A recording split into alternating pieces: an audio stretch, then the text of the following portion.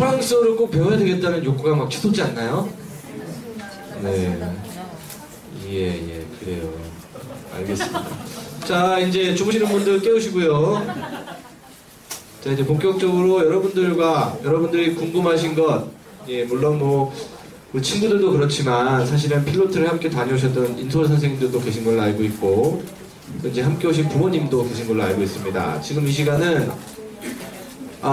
모든 것들을 다 질문하고 뭐 범위를 제한 두지 않고요. 자기가 궁금한 것들은 질문하고 답변을 받는 시간을 좀 갖도록 하겠습니다. 프랑스어가 되는 친구는 프랑스어로 질문을 하셔도 되고요. 영어가 되시는 친구는 영어로 질문을 하셔도 되겠습니다. 예, 그래서 손을 드시고 궁금한 것이 있으신 분들은 질문하는 시간을 좀 갖도록 하겠습니다. 네, 이 앞에. 네. How old are you?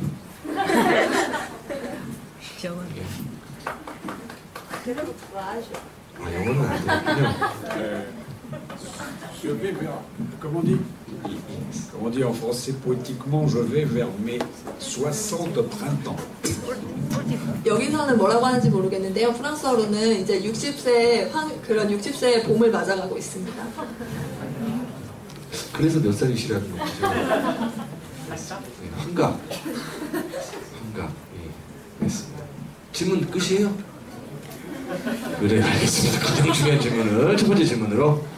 다음 두 번째 분, 뭐 공부에 대한 질문, 자기의 인생관에 관한 질문, 앞으로 어떻게 사는 것이 좋은 건지 뭐 이런 모든 질문들이 다 가능합니다.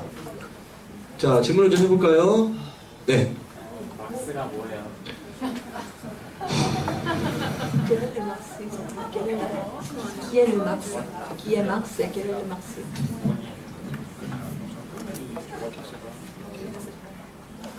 Alors, désolé si j'ai parlé de quelqu'un sans le présenter. Il y a eu pendant le XXe siècle des dizaines de millions de gens, des centaines de millions de gens qui ont vécu dans des systèmes socialistes, en Union soviétique, en Chine, qui se réclament du marxisme. Et Karl Marx est un philosophe, un économiste du 19e siècle, je veux traduire ça, qui est né en 1818, qui est mort en 1883. J'écris, je te laisse pas. 네, 여기서 제가 우선 소개도 안 하고 어떤 사람 이름을 얘기해서 죄송합니다. 짧게 소개를 하면 19세기에 살았던 이제 철학가이자 경제학자였는데 지난 이제 20세기에는 사회주의권에서 사회주의권에서 살았던 사람이 많이 있었는데 소련이라든지 중국이라든지 대표적으로 나라들이 있고요. 그 나라에서 막스주의라는 것을 생각하면서 그런 속에서 그 틀 속에서 사회주의권을 겪었던 사람들이 있습니다. Un théoricien allemand qui est le théoricien socialiste le plus connu, celui dont on a le plus étudié les œuvres, et c'est un théoricien qui explique les mécanismes de l'exploitation capitaliste et qui explique que tant que l'État, la collectivité ne organise pas la production et n'a pas la propriété des machines, des usines qui servent à produire des choses, ce sera l'anarchie. Chaque capitaliste va produire ce qu'il a envie de produire. Il y aura des crises tous les 10 ans et il y aura un appauvrissement continu des esclaves salariés, de leurs ouvriers et des guerres. 네, 막스는 독일에서 태어난 독일 출생으로 1818년부터 1883년까지 삶을 살았던 사람이고요. 대표적으로는 자본론을 쓰면서 이제 자본주의에 대한 연구 활동을 했는데 그 중에서도 그러니까 자본주의 속에서 인간이 소외되는 그런 현상과 함께 그 자본주의가 문제가 생길 수밖에 없는 구조, 그리고 그 공장에서 계속해서 그 생산만을 추구하다 보면 그 속에서 언젠가는 10년마다 위기가 올 수밖에 없다라는 그런 이야기를 했습니다. Lénine, qui conduit la révolution russe, se réclame du marxisme. 그리고 레닌이 이제 소련에서 사회주의 혁명을 할 때에도 막스주의라는 그런 사상 이론이 있었기 때문에 가능했습니다. Mao Tse-tung se réclame du marxisme. 네, 중국의 마오쩌둥도 마찬가지로 막스주의라는 이름으로 혁명을 했고요. Tous les partis communistes qui ont existé ont dans leur statut, avaient dans leur statut la référence au marxisme. 그리고 당시 20세기에 있는 많은 공산당의 그 서문에는 강령에는 그 규약에는 다 그 막스주의가 항상 들어가 있었습니다. Et tous les partis socialistes occidentaux qui sont aujourd'hui totalement passés à droite sont des partis qui sont issus d'une internationale ouvrière qui se réclamait du marxisme également. 그리고 지금은 서양에 있는 사회당이라고 하면은 거의 이제 우파로 변해버린 그런 당들이 많이 있는데 그 당도 예전에는 노동주의 연맹이라고 하는 막스주의를 지칭하는 그런 노동자들의 연맹체에서 나온 당들이 많이 있습니다. Et Marx a fait sa thèse de doctorat sur Épicure. 그리고 막스도 박사 논문을 에피쿠로스에 대해서 썼습니다. 저와 마찬가지로요. 네, 아 그래요. 이쯤에서는 웃음이 나와야 되는데 프랑스어가 어렵긴 어려워요. 예. 그 한 가지 부탁 말씀을 좀 했는데 다음부터는 안 일어나셔도 된다고. 제가 좀 힘듭니다. 자꾸 일어나시니까. 예.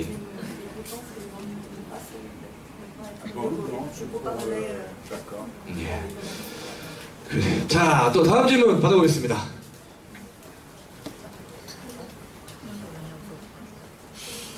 강연을 잘 들으신 거 맞죠? 자, 다음 질문 한번 해볼까요? 예, 손 드신 분. 뭐 하품한 거야? 그래, 알았어. 우리 그러면 좀 범위를 좁혀볼까요? 사실 우리 친구들이 제가 듣기로는 그 청소년 필로티를 지금 이제 다녀오지 않은 친구들도 있겠지만 청소년 필로티를 다녀온 친구들이랑 얘기를 좀 나눠보면 가장 충격적이었던 게 이제 학교 교육에 관련된 이야기들을 많이 하는 것 같아요. 유럽은 천국이에요. 이번부터 시작해서. 예, 그래서 그런 부분에 관련된 이야기를 좀 한번 나눠보겠습니다. 이렇게 범위를 좀 차츰 좁혀서. 예.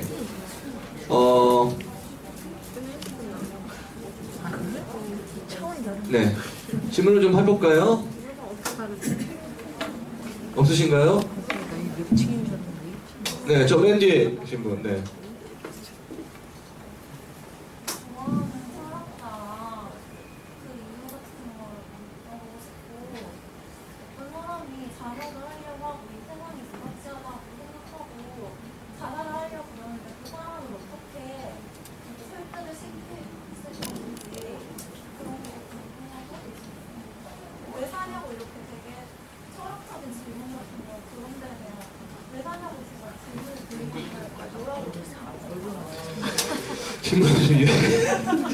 질문을 요구하겠습니다. 정말 철학적인 답변을 요구하는 거여서 이제 첫 번째는 그 삶의 본질에 관련돼서 궁금하신 거죠. 그 교수님은 왜 사십니까? 예, 다이렉트적인 질문이고요. 예. 두 번째는 이제 그 자살을 하고 싶다는 충동이 어디서 기인하는가가 좀 중요할 것 같아요. 교수님한테 여쭤볼 때 이게 뭐 한국의 교육 환경의 현실 속에서 그런 느낌을 드시는 건지 아니면 교육 환경 속에서 이 학교 교육 이런 것들에 관련돼서 자신이 이제 자살 충동을 느끼는데 만약에 그런 사람이 내 앞에 있다면 그 사람을 어떻게 선택할 것인지 이렇게 두 개로 좀 압축을 해도 될까요? 네. 교수님께서 좋아하시는 철학자 그리고 왜 좋아하시는지 네. 다 됐나요? 여기는 지금 동시 통역이 이루어지고 있는 현장입니다.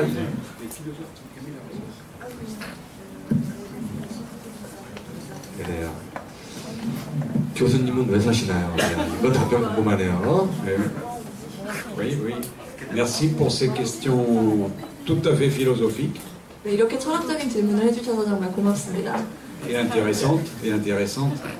Je dois dire avant de vous répondre que j'ai enseigné à des jeunes gens qui avaient à peu près votre âge.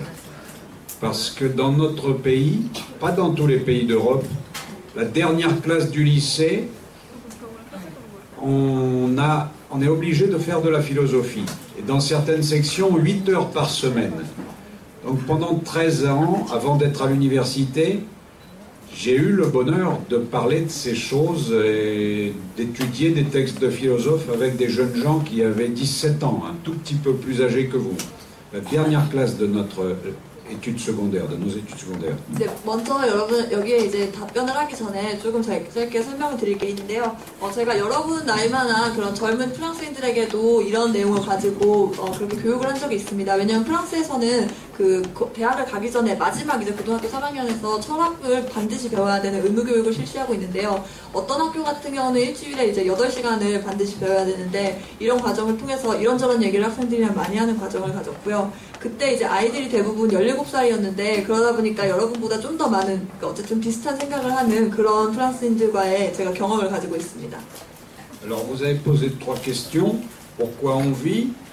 Comment convaincre quelqu'un de ne pas se suicider? Quelqu'un qui veut se suicider? Et puis quels sont les philosophes que je préfère? Je vais commencer par la dernière et vous comprendrez pourquoi. 네, 지금 3가지 질문을 해주셨는데요. 왜 사는지, 그리고 자살에 대해서, 그리고 제가 좋아하는 철학가, 이 3가지를 하셨는데 제가 뒤에서부터 답변을 하겠습니다. 그러면 왜 그런지 아실 거예요. Évidemment, parmi les philosophes que je préfère, Marx à cause de l'engagement de ma famille, à cause de mon grand intérêt pour la justice sociale, parce que je suis à gauche et que je suis un homme de gauche et je pense qu'il faut une doctrine de combat. 네, 첫 번째로 가장 좋아하는 사람은 바로 막스인데요. 아까 얘기하기도 했는데 이건 가족의 영향이 있기도 하고 또 사회 정의라는 측면에서도 좋고 제가 진보적인 사람이다라고 스스로 얘기를 하는데 이런 진보적인 사람이라면 사회를 바꿀 수 있는 그런 이론을 제시해야 되는데 그런 측면에서 막스를 존경하고 있습니다. Mais j'ai fait ma thèse de doctorat, j'ai déjà dit ça 2 fois, sur un philosophe du 3e siècle avant Jésus-Christ qui s'appelle Épicure. 네, 그렇지만 이미 말씀드린 것처럼 제가 대학에서 박사 논문을 쓸 때에는 기원전 3세기에 존재했던 에피쿠로스에 대해서 그런 논문을 썼습니다.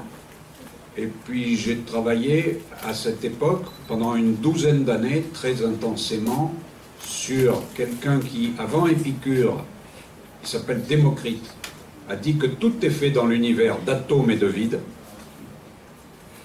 Épicure aussi a dit cela. 네, 그리고 12년 동안 제가 그 이후에 이제 대학에서 논문을 제출하고 난 12년 동안에 공부했던 사람은 바로 데모크라스인데요. 그러니까 에피쿠로스 전에 있었던 원자론을 연구했던 사람입니다. Et puis j'ai aussi fait un livre, parce qu'un travail de professeur d'université, c'est d'écrire des livres, et pas seulement d'enseigner, sur un poète latin, un sommet de la poésie latine qui s'appelle Lucrèce, et qui dans un superbe poème parle de l'univers qui est fait d'atomes, de vide, avec des mondes en nombre infini, des dieux qui ne s'occupent pas du tout de notre vie. 네, 그리고 책을 서술하기도 했었는데, 그러니까 책을 서술하는 게 꼭 공부에 대한 것뿐만 아니라 라틴 시라든지 아니면 그런 라틴과 관련된 그런 철학자들에 대한 삶을 얘기하기도 했는데요. 이제 당시 그 사람들 중에서 루크레스라는 사람이 있는데, 그러니까 신이 아니라 신이 우리 인생을 만들거나 우리 삶을 조정하는 게 아니다라는 그런 내용을 했던 이제 그런 이유로 인해서 이런 철학자들을 좋아합니다. Et tout ça a une unité. Il y a en philosophie des philosophes qui croient à la force de la raison, qui croient qu'il n'y a rien après la mort, qui croient qu'il n'y a aucune divinité qui gouverne le monde. On appelle ces philosophes des matérialistes. 네, 철학과 철학자 그리고 그 사람들이 가지고 있었던 철학 사상에 대해서 우리가 들여다볼 때에는 관념론과 유물론으로 나눌 수가 있는데요. 그러니까 신이 있느냐 없느냐라는 그런 존재에 대한 물음이기도 하고 이 세상이 무엇으로 이루어졌느냐라고 할 때에 그런 걸 가지고도 관념론과 유물론을 나눕니다. Et puis il y en a qui parlent plus volontiers de la vie après la mort, qui sont souvent un peu cousins de la religion, des religieux, qui sont ceux qu'on appelle les idéalistes ou les spiritualistes.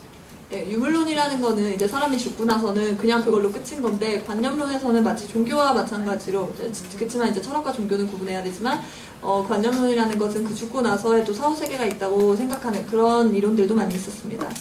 Alors, je réponds maintenant aux 2 premières questions qui ont été posées. Pourquoi on vit et comment on peut dire à quelqu'un de ne pas se suicider. 네, 이런 맥락에서 첫 번째와 두 번째 왜 사는지 그리고 자살을 하려는 친구에게 어떤 얘기를 해줄 수 있을지에 대한 답변을 하겠습니다.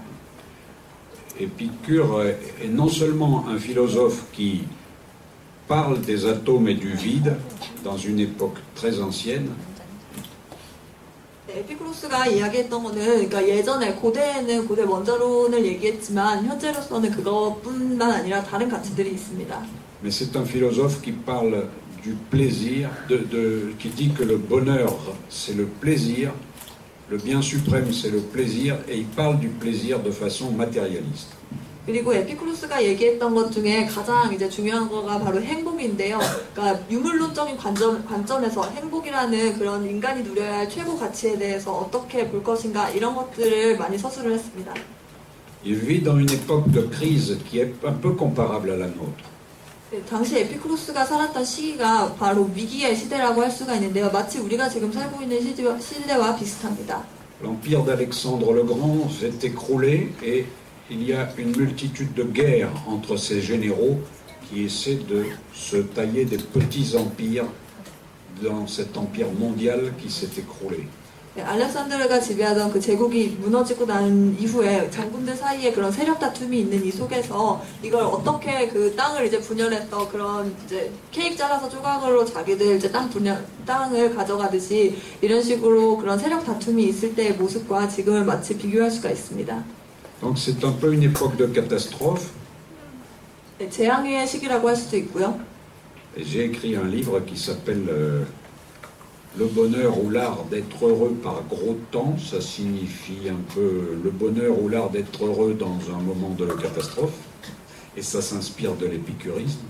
네, 그리고 제가 쓴 책도 바로 이런 내용을 담고 있는데 행복과 예술 그리고 그 거대한 시간에 대하여라는 책인데 이게 바로 이제 에피쿠로스와 그리고 그 내용을 담고 있습니다. Et Épicure dit, regarde les petits-enfants, les tout petits-enfants, les bébés, les enfants de 2 ans, et regarde les animaux. 에피쿠로스가 어느 날 이야기를 했습니다. 저기 지나가는 2살짜리 어린애를 쳐다봐라. 그리고 지나가는 저 동물들 좀 보라고 그런 얘기를 했는데요. Ils courent au-devant du plaisir, ils vont vers le plaisir. 그들이 바로 달려가고 있는 방향이 그 행복을 향한 방향이다라고 말했습니다. Et ils fuient la douleur. 그리고 바로 모든 이제 고통이나 어려움들은 어려움에서 벗어나고 있는 상태다라고 말했고요. Vous êtes très jeune, mais vous verrez un peu plus tard, quand vous entrez dans une maison et que vous entendez des petits cris joyeux d'enfants tout petits, vous avez l'impression d'être renvoyé à la vraie vie, à ce qu'on appelle la joie de vivre, spontanée des enfants. Et on dirait que toutes nos préoccupations, nos passions, nos jalousies, c'est quelque chose qui a été ajouté à la santé de l'être normal, de l'être qui est proche de la nature.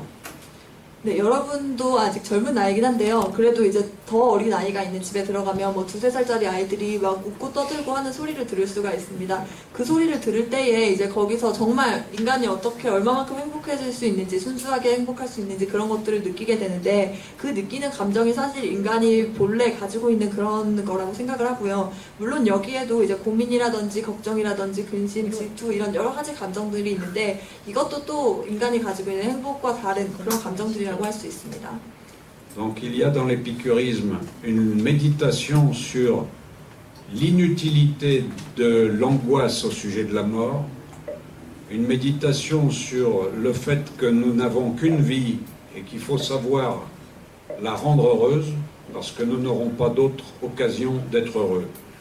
Et tout ça bien sûr est lié, comme tout travail philosophique, à mes petites histoires personnelles.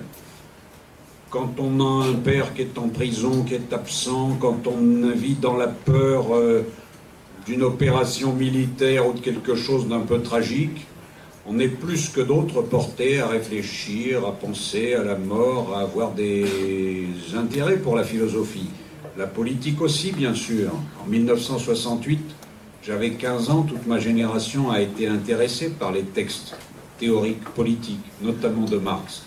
Et c'est ça qui fait que je vous dirai pourquoi on vit. C'était ma longue réponse. 네, 그래서 그러니까 그 에피쿠로스가 이야기하는 그 철학에서 딱 두 가지 중요한 걸 여러분들한테 말씀드리고 싶은 거는 첫 번째가 그 죽음의 두려움에 관한 것이고 두 번째는 그러니까 죽음의 두려움을 갖지 않는 방법 그리고 두 번째는 한 번 사는 인생이다. 딱 이 두 가지인데요.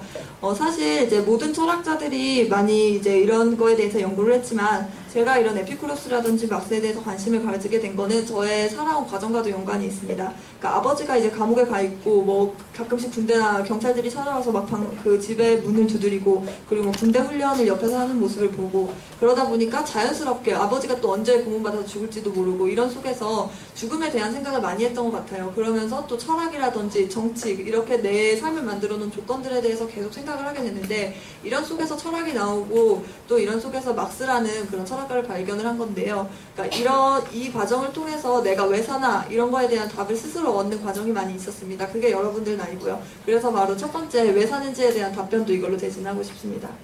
Donc on vit pour être heureux, et pour être heureux, il vaut mieux avoir des passions. Des passions amoureuses, des passions pour ton métier, des passions pour l'humanité. 네, 그래서 한마디로 정리하면 왜 사냐면요. 저는 행복하기 위해서 삽니다. 행복하려면 당연히 열정을 가져야 된다고 생각을 하고 그거는 열정이라는 것은 뭐 사랑에 대한 열정일 수도 있고 직업에 대한 열정일 수도 있고 인류에 대한 옆에 있는 사람에 대한 열정일 수도 있는데 바로 그런 것들 속에서 행복을 찾는 것이 우리가 삶을 살아가는 이유인 것 같습니다. Alors les philosophes que j'étudie, que j'aime, n'ont jamais dit que c'est un crime contre la religion de se suicider. Ce n'est pas le problème. Le problème, ce n'est pas de dire c'est un péché, c'est interdit. 자살에 대한 답변은요. 그러니까 제가 좋아하는 철학자들은 단 한 번도 자살을 뭐 종교에 대한 반인류적인 것이다 그리고 반종교적인 것이다라는 그런 이유로 인해서 자살을 반대한 사람은 한 명도 없었습니다. On a droit au suicide en dernier recours. 네, 마지막 죽는 그날 직전까지 우리는 자살을 할 수 있는 권리가 있습니다. Mais il est évident qu'une jeune personne qui a la santé, qui a de l'amour autour d'elle, et qui en vient à des idées de suicide seulement pour des questions de réussite scolaire, on a beaucoup de raisons de lui dire que c'est être bien trop tôt et bien trop pessimiste pour quelque chose qui n'est peut-être pas toujours essentiel dans la vie. 근데 자살이라는 것이 이제 그 자살을 결심하게 된 그런 수준까지 만들었던 그 조건들에 의해서 억지로 떠밀렸던 그 자살 속으로밖에 밀릴 수밖에 없었던 그런 상황들을 본다면 당연히 할 얘기가 정말 많을 것 같은데요. 그러니까 교육이라든지 아니면 성적이라든지 우리가 하고 있는 그런 추구하는 가치라든지 이런 많은 것들 속에서 좀 더 낙천적이고 그러니까 좀 더 부정적인 생각이라든지 아니면 그 성적에 대한 스트레스라든지 이런 것들을 좀 더 줄이는 그런 방법이 찾을 수 있는 그런 조언들을 해줘야 될 것 같습니다. Dernier mot, il y a beaucoup de jeunes en Occident, parfois des brillants étudiants, qui arrêtent leurs études et qui décident, parce que la société est bouchée, il n'y a pas de travail intéressant, de parcourir le monde, de vivre d'une vie alternative.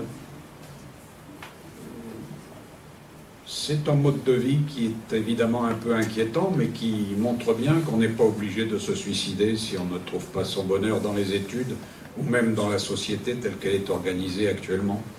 네, 자기를 둘러싼 그런 세계에 대한 본질을 놓치지 않는다면 자살을 하지 않을 수가 있는데 서양에서도 이렇게 비슷한 고민을 하는 학생들이 많이 있습니다. 뭐 정말 그렇다고 공부를 못해서 스트레스 받는 게 아니라 오히려 공부를 잘하는 학생인데도 그걸 따라가다 보니까 뭐 스트레스 받고 그러면 갑자기 그냥 학업을 중단하는 경우도 있는데요. 그러면서 이제 새로운 방식의 그런 삶을 찾겠다고 하면서 뭐 세계 일주를 하기도 하고 어디를 다니기도 하고 그렇게 자유롭게 자기만의 삶의 방식을 찾아가는데 뭐 어른으로서는 그걸 100% 추천한다거나 아니면 또 지지한다거나 그리고 약간 걱정도 되는 그런 모습이긴 하지만 그래도 자기만의 다른 식으로 대안을 찾아서 그렇게 대응하는 방법이기 때문에 존중해야 된다고 생각을 합니다. 네, 철학적인 질문에 역시 철학적인 답변을 해주셨던 것 같아요. 이제 뭐 아까 그 질문하신 분의 의도는 그 대한민국이 갖고 있는 독특한 교육 환경 속에서 자살로 내몰릴 수밖에 없는 우리나라 청소년들에게 과연 철학을 전공하신 교수님께서 어떤 뭐 위로의 말이나 어떤 삶의 그 비전 같은 것들을 말씀해 주실 수 있을까요? 라는 의도였던 것 같은데 저는 굉장히 좀 충격적인 이유가 하나는 이제 자살할 권리가 있지요. 있습니다. 근데 이게 권리가 있다고 해서 그 권리를 행사할 수 있는 것과 많은 고민을 해야 되는 권리가 따로 구분이 좀 되어 있다는 생각이 들어요. 그래서 뭐 일단 공부 얘기가 나오면 좀 답답하죠? 네. 아주 미칠 것 같습니다. 공부 얘기하면 뭐 집어던지고 싶고 깨부수고 싶고 이해 다 합니다.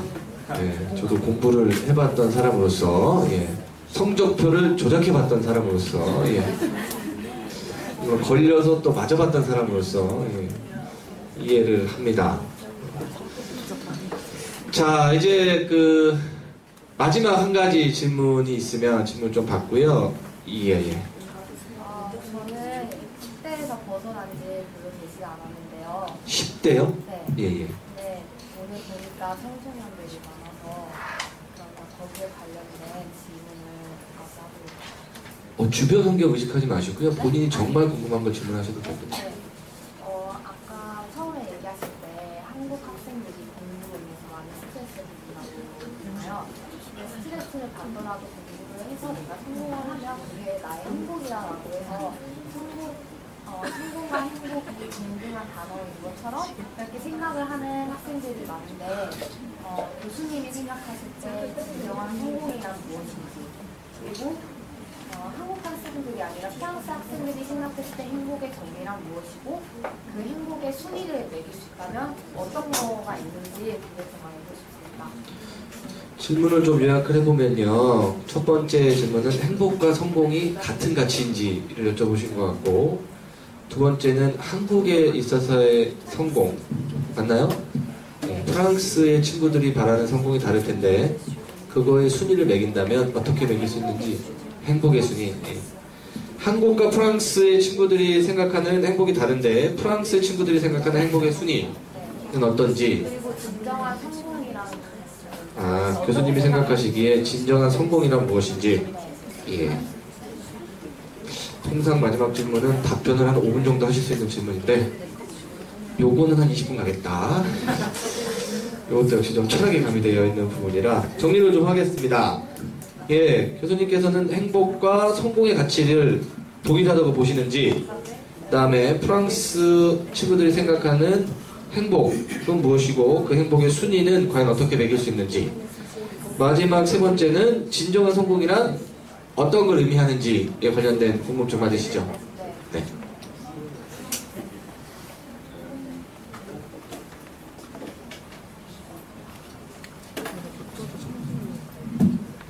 Merci encore pour vos questions et votre gentillesse. Non pas pour me faire de la publicité, mais pour dire du bien des étudiants coréens que nous voyons à Paris. Je vous dirais que il y a d'ailleurs un livre qui s'appelle L'atomisme antique, qui est publié aux éditions Nanjan, je crois, ne pas déformé, en coréen, qui résume ce que j'ai raconté sur Démocrite, Épicure, Lucrèce.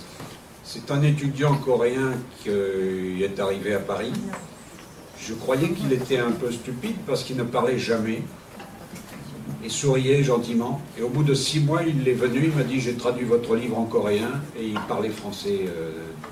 Je me suis aperçu très bien. Donc ce qui nous impressionne évidemment en Occident souvent, c'est la puissance de travail incroyable des étudiants qui viennent de Corée ou du Japon également. Vous savez bien que vous êtes célèbre pour cet incroyable acharnement au travail qui impressionne beaucoup, qui chez nous est plus rare. 이렇게 좋은 질문을 해주셔서 정말 고맙고요. 답변을 하기 전에 잠깐 이제 꼭 홍보를 하는 차원에서 하는 얘기는 아닌데, 제가 겪었던 얘기 그리고 제가 썼던 책에 대한 얘기를 하면 좀 더 이해를 도울 것 같아서 덧붙이면요. 여기 한국어로도 번역돼서 출판된 원자론에 대한 책이 있는데요. 에피쿠로스와 그 책을 보시면 바로 이 행복에 대한 저의 생각이 많이 담겨 있습니다. 근데 또 하나 제가 느낀 거는, 그러니까 아까 우리 한국 학생들이 가지는 스트레스 클래스 이렇게 생각했던 거는 제가 소르본대에서 가르친 학생들 중에도 한국 학생들이 있는데 그 학생들이 정말 일을 잘합니다. 그러니까 아시아에서 온 학생들 중에서도 일본이나 다른 학생들도 있지만 그러니까 일을 하는 능력, 그러니까 정말 그 따라가는 그런 능력이 있는데 그 학생이 직접 번역한 책이에요. 그러니까 6개월 동안 제 수업을 들으면서 한마디도 불어를 안 하길래 저 학생이 과연 불어를 하나 이런 생각을 하고 있었는데 어느 날 갑자기 6개월 후에 와서 제가 교수님 책을 번역해서 출판하겠습니다 이렇게 얘기를 하길래 그러면서 너무 말을 잘하는 거예요. 번역도 정말 잘했고 그런 걸 보면서도 더 한번 이제 한국인이 가지고 있는 그런 공부하는 능력을 잘 봤습니다. Et vous savez peut-être que une sociologie très discutable dit souvent que chez vous c'est une culture de la honte et chez nous c'est une culture de la culpabilité. Et j'ajouterais, ce qui est certain, c'est que la culpabilité disparaît beaucoup en Occident. Chacun commence à penser qu'il peut faire un peu ce qu'il veut dans une société bouchée, dans une société qui n'a pas un futur très clairement prévisible, dessiné. Et en France particulièrement, qui est un pays de résistance, un pays de révolution, on parle d'une véritable dépression. Les Français ne sont pas très heureux. Ils sont heureux repliés sur la famille, sur les amis, mais ils sont malheureux au travail. Ils sont malheureux du fait que la place de la France et de l'Europe dans le monde diminue. Bref, il y a à la fois une vieille culpabilité, un abandon de cette culpabilité à l'école notamment, ce qui fait que ça n'est pas dramatique. C'est même bien vu dans certains quartiers très pauvres, c'est bien vu de mal travailler. Et les bons élèves se font embêter par les autres. Et il y a cette atmosphère de crise, encore une fois, et de tristesse assez générale. 네, 우선 서양적 측면에서 동양과 서양을 좀 비교해서 보면요. 그러니까 결국은 같은 뿌리일 수가 있는데 동양에서는 부끄러움 그리고 서양에서는 그걸 오히려 죄책감이라는 그런 단어로 우리가 그 감정을 표현할 수가 있는데 프랑스에서는 이 죄책감이라는 것이 점점 더 사라져가고 있습니다. 그러다 보니까 사람이 이제 가져야 되는 윤리학적 가치를 잊어버리는 경우가 많이 있는데 프랑스에서는 나름대로 이제 유럽에서 레지스탕스의 역사라든지 아니면 프랑스 대혁명이라는 이런 과정들을 통해서 우리가 그래도 많이 세상을 바꿨고 그리고 그 속에서 우리가 획득한 권리들로 인해 행복을 누려야 하는 그런 조건들이 있음에도 불구하고 행복하지가 않아요. 프랑스인들도 뭐 가족이나 친구들이랑 있을 때는 행복하지만 결국 일할 때, 그러니까 가장 자기 인생에서 많은 시간을 보내는 그 일을 할 때에는 즐거움을 못 찾는, 행복하지 않은 사람들도 많이 있고 또 이 속에서도 이제 죄책감이라는 거를 자기 삶에 대한 죄책감을 느끼기도 하고 그 상대에 대한 죄책감을 느끼기도 하고 이런 감정 자체를 잊어가는 사람들이 많이 있습니다. De toute façon, on est triste quand on ne croit plus à rien. Et dans les camps de concentration nazis, ceux qui tenaient le plus, ceux qui résistaient le mieux physiquement, ça a toujours été les communistes et les croyants, ceux qui avaient une religion. Celui qui ne croit plus à rien, celui qui ne va pas voter, vous savez qu'en Occident maintenant, 60% des gens peuvent rester à la maison les jours d'élection. Nécessairement, il a moins d'énergie vitale, il est moins prêt pour être heureux. 근데 사람이 가장 힘든 거는 바로 신뢰하고, 그러니까 믿을 게 없을 때, 그때 바로 인생의 절망을 느끼고 행복하지 않은 것 같은데요. 사실 이제 물리적으로 이건 증명된 건데, 유대인 수용소에서 가장 오래, 그러니까 뭐 체력적으로나 어쨌든 가장 끝까지 살아남았던 그런 학대받았던 사람들 중에 가장 끝까지 살아남았던 두 가지의 부류가 있는데, 첫 번째가 공산주의자고 두 번째가 종교인입니다. 그만큼 어떤 한 가지 신념이라든지 삶의 의지라든지 그런 믿는 것이 확고할 때에는 오래 버틴다는 걸 보여주는데요. 이런 측면에서 봤을 때 지금 프랑스는 좀 심각한 상황에 있는데 투표 날에도 60%가 그냥 젊은 층도 포함해서 투표를 하지 않는, 그러니까 더 이상 믿을 게 없고 신뢰할 게 없기 때문에 그렇게 하는 건데 그만큼 동력이 없고 에너지가 없는 이런 현상들이 바로 아주 우려할 만한 상황이라고 생각합니다. Alors, puisque vous êtes si patient, je vais terminer en vous disant une phrase et en vous racontant une petite histoire. D'abord une phrase, après une petite histoire. 네, 빨리 끝내야 할 것 같은데 한 가지의 문장과 그리고 한 가지 이야기를 하면서 끝내도록 하겠습니다. La phrase, c'est que ce qu'on appelle la réussite professionnelle, évidemment, comme dirait Épicure, c'est un plaisir. C'est un plaisir de gagner de l'argent, c'est un plaisir de briller, c'est un plaisir d'être un trader qui gagnent des fortunes. 네, 에피쿠로스가 한 말이기도 한데요. 직업적 성공도 당연히 행복할 수 있습니다. 돈을 많이 버는 것도 행복이고 그렇게 해서 잘 살고 편하게 사는 것도 행복일 수가 있어요. Mais Épicure dit qu'il faut savoir calculer. Il faut calculer les plaisirs et les peines. Il y a des plaisirs qui sont très intenses mais qui ne durent pas longtemps et qui sont suivis de beaucoup de douleurs. 그러나 에피쿠로스가 한 말 중에서 또 계산해보고 행복에 대해서 잘 따져봐야 한다는 그런 말을 했는데요. 그러니까 행복이라고 똑같은 행복이 아니라 더 오래 지속되는 행복이 있고 더 그 행복함이 더 큰 행복도 있고 작은 행복도 있습니다. 사람의 뭐 가치관에 따라 다를 수도 있는데 그리고 그 행복 뒤에 고통이 따르는 행복일 수도 있는데 그 고통이 나의 고통일 수도 있고 상대의 고통일 수도 있습니다. Et alors je ne vais pas vous dire que les riches sont malheureux. Je crois qu'il faut traduire. 네, 그렇다고 해서 뭐 부자인 사람들이 불행하다라고 말할 수는 없는 것처럼요. Mais les overdoses de drogue, les suicides, les dépressions terribles de jeunes gens qui pendant 10 ans ont vécu comme des fous dans le monde de la finance et dans le monde de l'argent facile, tout le monde sait que c'est très courant. 네, 그렇지만 행복의 다방면적 분석이 필요한 이유는 이렇게 부유하게 사는 그 부유층 아이들이 오히려 더 불행한 모습을 많이 보이는데 그렇게 돈이 많아도 마약을 한다든지 아니면 자살을 한다든지 이런 식으로 삶의 그 가치에 있어서는 그 돈과 괴리된 그런 돈과는 관계없이 되게 불행한 삶을 사는 사람들도 많이 있습니다. Si je vous fais sourire, si j'ai vraiment l'air de vouloir dire que les riches sont malheureux, je vais dire la chose autrement. 물론 이제 부유한 사람들이 얼마나 더 불행한지라는 이것만 가지고도 얘기를 하자면 또 다른 얘기가 할 말이 많이 있습니다. Nous avons 30% de nos étudiants qui sont des étudiants qui ont fait une école de commerce pour faire plaisir à leur papa et à leur maman et qui viennent nous voir en disant mais pour faire quelque chose de passionnant et d'intelligent, je viens faire en plus de la philosophie qui ne va me rapporter aucun argent. 네, 그거는 이제 제 인생에 그리고 제가 가르치는 학생들 속에서도 나타나는데요. 제가 가르치는 학생들의 30%가 이미 경영학을 전공한 학생들이 많이 있어요. 사실 그 학생들이 그 학교에 들어간 건 마치 지금 이 질문처럼 어머니 그리고 아버지를 기쁘게 해주기 위해서 돈을 많이 벌기 위해서 그렇게 경영학 학교에 갔는데 결국은 그곳에서 행복인 줄 알고 그만큼 쫓아갔는데도 결국 행복이 아니라는 걸 찾고 제 밑으로 와서 철학을 공부하겠다. 돈은 정말 벌 수 있을지 없을지도 모르지만 앞으로 인생이 어떻게 될지 모르겠지만 지금 공부하는 그 행복을 위해서 철학을 공부하겠다고 온 학생들이 있습니다. C'est la même chose dans les écoles de musique et dans les écoles où on apprend l'égyptologie, les caractères hiéroglyphiques, etc. 네, 이건 철학뿐만 아니라 뭐 음악이라든지 아니면 예술 쪽이라든지 그런 다양한 분야에서 그러니까 자기가 돈 말고 다른 가치를 찾는 그런 학생들이 많이 있고요. Alors une petite histoire.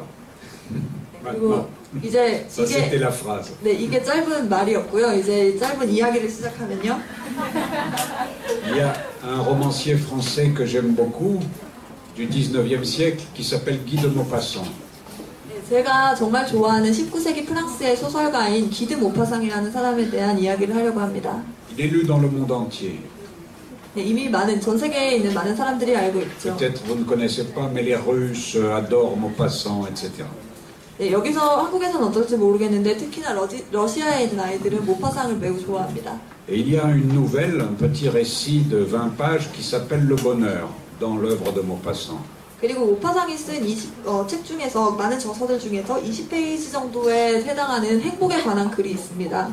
Celui qui raconte l'histoire, le narrateur comme nous disons, dit qu'il se promenait en Corse, la petite île de Corse où certains d'entre vous peut-être ont été pendant leur voyage en France, non?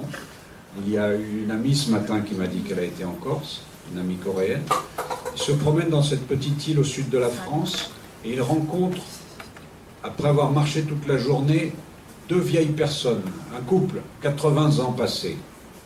네, 그 얘기 중에 하나가 이제 마라톤을 하는 그런 사람들의 얘기인데요. 코르시카라고 하는 프랑스 남부에 있는 정말 아름다운 섬이 있는데 거기서 이제 막 달리고 있는데 앞에 보니까 80살 정도 먹은 그 두 부부가 노부부가 지나가고 있었어요. Et le monsieur est complètement sourd. Il n'entend pas. C'est nécessaire pour la suite de l'histoire. 네, 그리고 그 할아버지처럼 보이는 그 아저씨는 남편은 거의 듣지를 못했습니다. Donc, le jeune homme qui voyage discute avec la dame, puisque le couple a offert l'hospitalité pour la nuit au jeune homme. C'est au fond d'une vallée déserte où il n'y a personne, dans la campagne dans cette petite île sauvage. 네, 그래서 그때 이제 여행을 하던 그 남성은 그 옆에 있던 그 부인이랑 얘기를 하면서 저녁에 이제 어떻게 잠을 재워줄 수가 있는지, 다른 숙소가 있는지 이런 것들을 얘기를 했는데요. 왜냐면 그 만난 공간 자체가 정말 밤이 되면 이제 야생동물이 나올 것 같은 그런 자연적인 곳이었기 때문에요. Et très vite, le jeune homme comprend qu'il est en face d'une dame qui, quand elle était jeune, avait fait scandale dans la même ville de l'Est de la France, dans la ville de Nancy, où lui-même il est né. Le jeune homme est né à Nancy et il comprend qu'il a en face de lui une vieille dame qui a fait un scandale extraordinaire puisqu'on lui en a parlé alors qu'il est beaucoup plus jeune. 근데 그 여행자였던 그 남성이 그 늙은 부인이랑 얘기를 하면서 어디선가 본 것 같다는 딱 생각을 했는데 바로 자기가 태어난 프랑스의 서부 도시 난시라는 곳에서 어디서 봤다 했더니 그 도시에서 예전에 그 부인이 늙은 부인이 지금은 늙었지만 젊을 때 그 난시에서 어떤 큰 유명한 이제 스캔들을 냈던 그런 사람이라는 걸 알아차렸습니다. Il s'agit de la fille d'un colonel, d'un personnage important de l'armée, qui avait trahi sa classe, sa famille, qui avait tout abandonné pour suivre un beau soldat. Un simple garçon. 네, 그 딸은 이제 대령의 딸이었는데요. 다른 것보다도 대령이 이제 자기들의 군대를 위해서 그 가족들을 다 내팽개친 그런 일을 했던 그 바로 피해자였던 딸이었습니다. Et c'est la fin de mon histoire. De la discussion entre le jeune homme et la vieille dame, on retient que le bonheur, finalement, c'est trois choses, selon cette vieille dame. 네, 그 많은 얘기가 오고 갔지만 결국 그 늙은 부인과 그리고 젊은 남성 여행자들의 그 이야기를 압축해 보면 딱 세 가지가 나옵니다. D'abord, c'est le sentiment que on ne peut pas avoir plus, un sentiment de plénitude. Il ne nous manque rien. Il y a des moments dans la vie où c'est comme ça, dans l'amour notamment. 네, 첫 번째는 그러니까 충만하다는 그런 감정인데요. 그러니까 정말 완벽하게 100%가 꽉 차서 더 이상 비는 것이 한 지점도 없는 그런 감정을 느꼈다고 썼습니다. On aurait envie que le moment dure toujours. C'est ça les moments de bonheur.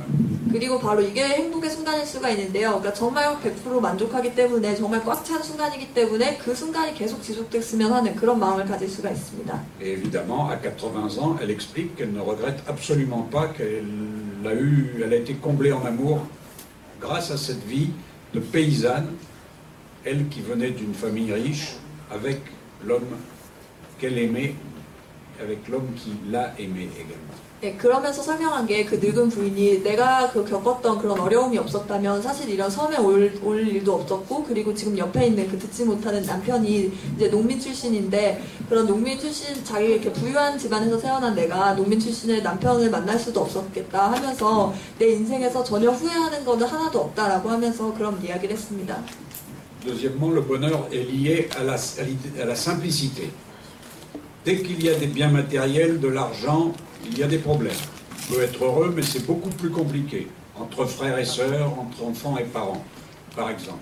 그리고 두 번째는 행복이라는 건 바로 단순함에서 온다라고 얘기를 했는데요. 그러니까 사실 돈이라는 거는 있으면 좋지만 또 있을 때 많은 문제를 내기도 하는데 뭐 가족들 사이에서도 그러고 부모님과의 관계에서도 그러고 이제 그 형제 자매들 간에서도 돈이 있기 때문에 더 많은 어려움이 있습니다. Et troisièmement, bien sûr, cette dame ne regrette absolument pas ce qu'elle a fait. Et l'idée de bonheur, le bonheur est lié à l'idée d'une certaine constance, d'une ligne. De même que celle des militants politiques qui ne changent pas tous les 3 jours d'idées, qui ont un squelette dans le cerveau, si je puis dire. 네, 그리고 세 번째는 바로 자기가 추구하는 가치에 대한 신념인데요. 마치 뭐 정치인들이나 아니면 어떤 종교인들이 그런 자기가 믿는 것이 있듯이 그렇게 자기 삶에 대한 확신과 그리고 자기가 추구하는 가치에 대한 방향이 정확할 때에 바로 우리가 행복이라는 것을 제대로 알 수 있습니다. Je salue maintenant non pas votre patience mais votre héroïsme. J'ai vraiment terminé. Merci. 네, 이렇게 열심히 들어주셔서 감사합니다.